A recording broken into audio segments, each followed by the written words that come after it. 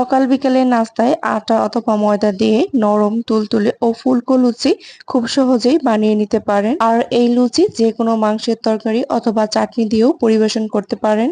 লুচি বানানোর জন্য আমি এখানে পরিমাণ মতো ময়দা নিয়েছি, আপনারা চাইলে এখানে আটা ইউজ করতে পারেন। টেস্ট অনুযায়ী লবণ, সামান্য খাবার সোডা আর হাফ কাপ রান্নার তেল এখানে ইউজ করতে হবে। সবকিছু একসঙ্গে মিশিয়ে অল্প অল্প পানি দিয়ে সফট একটা ডো বানিয়ে নিতে হবে। আমরা রুটি বানানোর জন্য যেভাবে ডো তৈরি করি, ডোটা কিন্তু সেরকমই হবে, তবে একটু সফট হবে।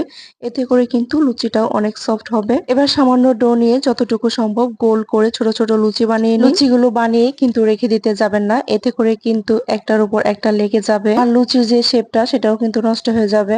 চেষ্টা করবেন একটা করে লুচি বানিয়ে সাথে সাথে সেটা ভেজে ফেলার, এতে করে লুচিগুলো একটার সাথে একটা লেগে যাবে না, লুচির শেপ নষ্ট হবে না, আর প্রত্যেকটা লুচি কিন্তু এরকম ফুলকো ফুলকো হবে। লুচিটা যখন ভাজতে যাবেন তখন অবশ্যই খেয়াল রাখতে হবে তেলটা ভালো করে গরম হয়েছে কিনা। এই ক্ষেত্রে কিন্তু চুলার হিটটা মিডিয়াম টু হাই রেখে তেল গরম করে এরপর লুচি ভাজবেন, এতে করে কিন্তু প্রত্যেকটা লুচি একদম ফুলকো ফুলকো হবে। ব্যাস তৈরি হয়ে গেল নরম তুলতুলে ফুলকো লুচি। আজকের লুচি আমি চিকেন বটি কাবাব আর চাটনি দিয়ে পরিবেশন করেছি। আপনারা চাইলে যে কোনো মাংসের তরকারির সাথে এটা পরিবেশন করতে পারেন। রেসিপি ভালো লাগলে লাইক, কমেন্ট আর শেয়ার করতে পারেন। সবাই ভালো থাকবেন। আল্লাহ হাফেজ।